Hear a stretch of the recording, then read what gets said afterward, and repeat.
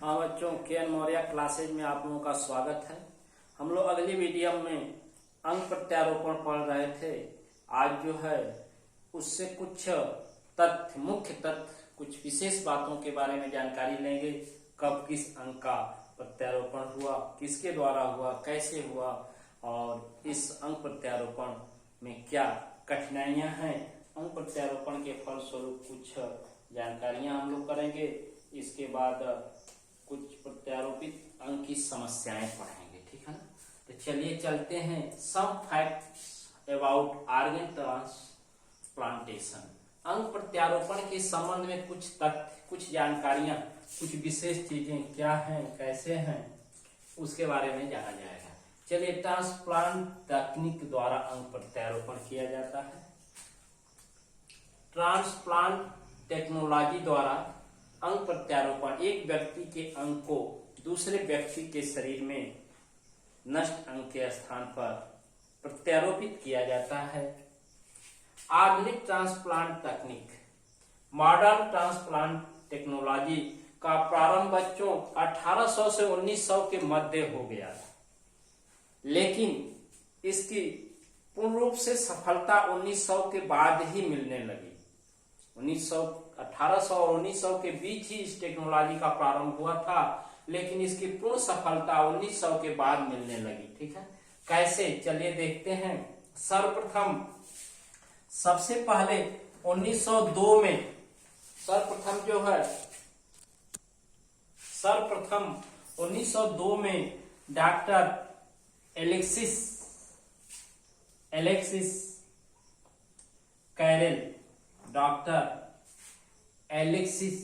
कैरेल के द्वारा इन्होंने दो रक्त वाहिनियों को आपस में जोड़, दो अलग अलग रक्त वाहिनियों को, सपोज करेगी एक रक्त वाहिनी डैमेज थी तो दूसरी रक्त वाहिनी को उसके स्थान पर दो रक्त वाहिनियों को आपस में जोड़ करके एक सफल अंग प्रत्यारोपण ब्लड वेसल्स का किया। और ये सबसे पहली बार ये कार्य किया गया और इसका सफल प्रयोग इन्होंने किया, जिसके लिए उन्हें चिकित्सा के क्षेत्र में नोबेल प्राइज दिया गया।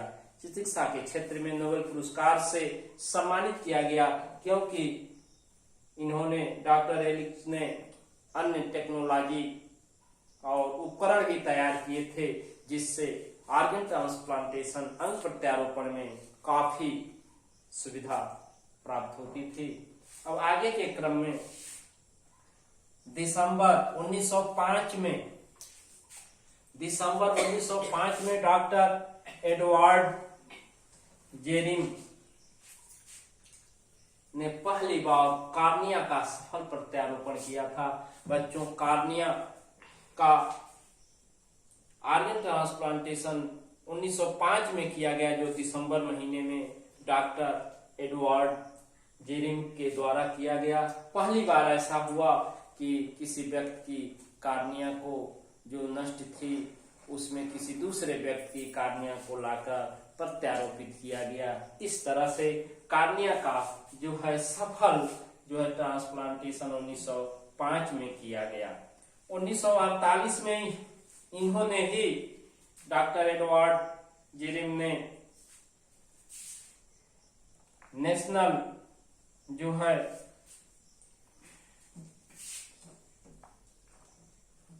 NHS का गठन किया। नेशनल हेल्थ सर्विस, एन से नेशनल, एच से हेल्थ, एस से सर्विस, अंतर्राष्ट्रीय स्वास्थ्य सेवा का गठन किया, जिससे ट्रांसप्लांट तकनीक क्षेत्र में प्रगति हुई। अब 1954 में डॉक्टर जोसेफ ई मूरे नामक वैज्ञानिक ने पहली बार किडनी का सफल प्रत्यारोपण किया। पहली बार जो है सफल किडनी ट्रांसप्लांटेशन किया। बच्चों, किडनी ब्रिक, गुर्दा जिसको कहते हैं, सबसे महत्वपूर्ण अंग है। इसके डैमेज हो जाने पर जो है व्यक्ति का ब्लड, रक्त फिल्टर नहीं होता है, बहुत सी यूरिया इम्प्योरिटीज रक्त में हो जाती हैं, जिससे व्यक्ति की अचानक मृत्यु हो जाती है। तो किडनी में बच्चों 2 किडनियां होती हैं, केवल एक ही किडनी का ट्रांसप्लांटेशन किया जाता है, दोनों का नहीं किया जाता है। एक किडनी जो है क्रियाशील रहती है, जिससे ब्लड फिल्ट्रेशन का कार्य संपन्न होता रहता है और व्यक्ति का जीवन चक्र पूर्ण होता रहता है। अब बच्चों आगे के क्रम में हम लोग पढ़ेंगे 1963 में पहली बार डॉक्टर थॉमस स्टार्जल ने लीवर यकृत प्रत्यारोपण किया, जो असफल रहा। 1963 में पहली बार डॉक्टर थॉमस स्टार्जल ने लीवर यकृत का प्रत्यारोपण किया, जो असफल रहा। यही 1967 में प्रथम बार सफल यकृत ट्रांसप्लांटेशन, लीवर ट्रांसप्लांटेशन, यकृत प्रत्यारोपण हुआ। बच्चों पहली बार तो असफल हो गया, लेकिन उसी के द्वारा 1967 में ये सफल यकृत प्रत्यारोपण जो है वेल डेवलप लीवर ट्रांसप्लांटेशन हुआ। लीवर के ट्रांसप्लांटेशन में बच्चों लीवर को 2 पार्ट में तोड़ करके, 2 पार्ट में काट करके व्यक्ति के अंदर एक लीवर से 2 व्यक्ति का लीवर ट्रांसप्लांटेशन हो जाता है। इस तरह से लीवर को तोड़कर आधे आधे हिस्से में बांटकर ट्रांसप्लांटेशन प्रत्यारोपण की क्रिया संपन्न होती है, जिसको स्प्लिट ट्रांसप्लांटेशन कहते हैं। स्प्लिट तोड़ करके किया जाता है, एक लीवर से 2 व्यक्तियों के लीवर का ऑर्गन ट्रांसप्लांटेशन हो जाता है। लीवर बच्चों ये भी सबसे महत्वपूर्ण अंग है। जानते हैं कि लीवर कार्य की दृष्टि से लार्जेस्ट डाइजेस्टिव ग्लैंड है, सबसे बड़ी पाचक ग्रंथि होती है। इसके विषय में आप जानते ही हैं कि ये पित्त रस का श्रावण करती है और जो है ग्लाइकोजन का संचय करती है, पित्त वर्णकों का निर्माण करती है, वसा का पायसीकरण करती है, ठीक है ना। इन कारणों से ये लार्जेस्ट डाइजेस्टिव ग्लैंड सबसे बड़ी पाचक ग्रंथि होती है। इसके नष्ट होने पर, इसके निष्क्रिय होने पर व्यक्ति के पाचन की क्रिया सुचारू रूप से संचालित नहीं होती है और वह धीरे धीरे वो अपने जीवन को छोड़ने की तरफ बढ़ जाता है। आगे 1964 ईस्वी में बच्चों 1964 में डॉक्टर जेम्स हार्डी द्वारा प्रथम बार फेफड़े लंग का सफल प्रत्यारोपण किया गया। लंग फेफड़े याद रखिए 1964 में डॉक्टर जेम्स हार्डी द्वारा 1964 में डॉक्टर जेम्स हार्डी द्वारा फेफड़े लंग का ट्रांसप्लांटेशन किया गया, जो सफल रहा। इस तरह से लंग जानते हैं कि सहायक मुख्य श्वसनांग है। ये रक्त में O2 और CO2 का एक्सचेंज करते रहते हैं। प्योर और इनप्योर ब्लड को पहुंचाते हैं हार्ट हृदय के बाएं भाग में और इनप्योर ब्लड से कार्बन डाइऑक्साइड को निकालकर नासाक्षित द्वारा बाहर निकालने का कार्य करते हैं। तो मेन रिस्पायरेटरी ऑर्गन जो होता है ये लीवर है। आगे के क्रम में बच्चों 1967 में डॉक्टर क्रिश्चियन बर्नार्ड ने हार्ट का सफल प्रत्यारोपण किया। देखिए हृदय बच्चों ये सफल प्रत्यारोपण हुआ। हार्ट भी एक मुख्य अंग है और 2008 में प्रत्यारोपित अंडाशय से 2008 ईस्वी में आज के 12 साल पहले ट्रांसप्लांट ओवरी के द्वारा जो है चाइल्ड ऑफ बर्थ हुआ और वह पहली बार ऐसी क्रिया 13 मार्च 2015 में बच्चे को जन्म दिया गया। ट्रांसप्लांट ओवरी एक महिला की यदि ओवरी खराब है, नष्ट है, वो जेनेसिस में भाग नहीं ले रही है, तो दूसरे महिला की ओवरी को वहां ट्रांसप्लांट करके किया गया था और उससे जो है फर्स्ट चाइल्ड ऑफ बर्थ 13 मार्च 2015 में बच्चे का जन्म हुआ। बच्चों इस तरह से इन अंगों के प्रत्यारोपण से व्यक्ति को जीवन दान तो मिल जाता है, लेकिन अब आगे के क्रम में बच्चों हम लोग पढ़ेंगे कुछ जो होते हैं अंग प्रत्यारोपण की समस्याएं, प्रत्यारोपण की समस्याएं। बच्चों अब अंग प्रत्यारोपण की कुछ समस्याएं देखिए। अंग प्रत्यारोपण से बहुत ही लाभ है, व्यक्ति को जीवन दान मिलता है, फिर भी इसके कार्य में बहुत सी समस्याएं हैं।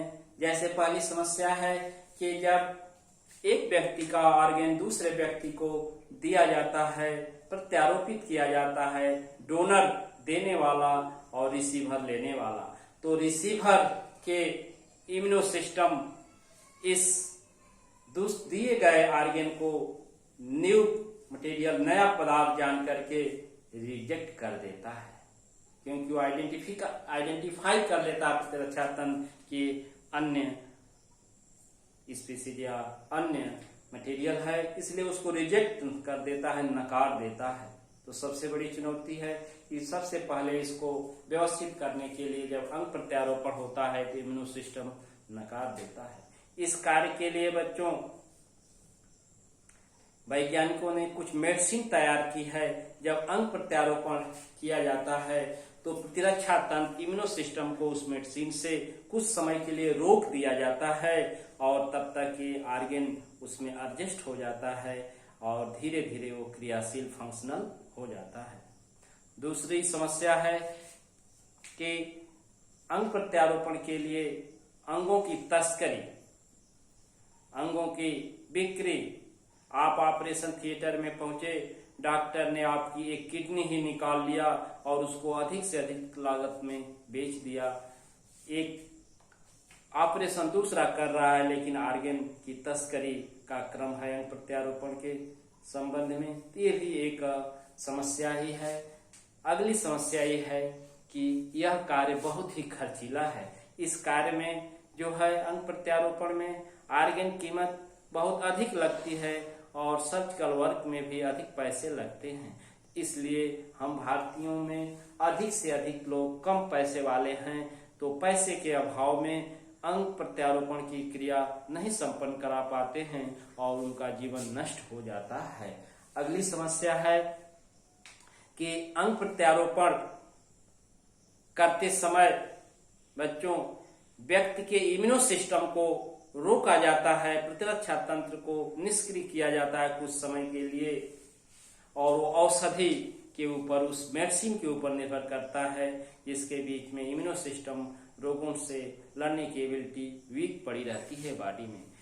अगली समस्या कि ये औषधि से इम्यूनो सिस्टम, प्रतिरक्षा तंत्र को रोकना एक बहुत ही संवेदनशील प्रक्रिया है, जो एक संवेदनशील प्रक्रिया है। यदि ये औषध, मेडिसिन अप्रभावी रहे इम्यूनो सिस्टम पर, तो उस क्रियाशील अंग एकाएक अपना कार्य करना बंद कर देता है, रिजेक्ट कर देता है उस ऑर्गन को और व्यक्ति की मृत्यु हो जाती है। इस तरह से बच्चों ऑर्गन ट्रांसप्लांटेशन बहुत ही अच्छी प्रक्रिया है, जिससे व्यक्ति को जीवन दान मिलता है, लेकिन इसका लाभ बहुत ही कम ही लोग ले पाते हैं। तो इस वीडियो को पूर्ण रूपेण देखें और शेयर करें, सब्सक्राइब करें, नोट्स तैयार करें। Thank you.